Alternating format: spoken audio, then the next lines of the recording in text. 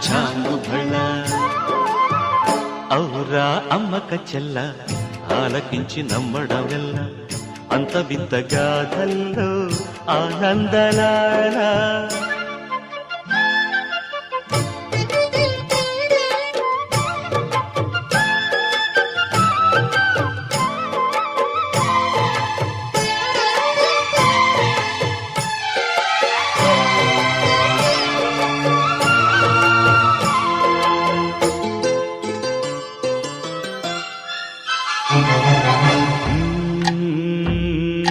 నల్లరాతి కండలతో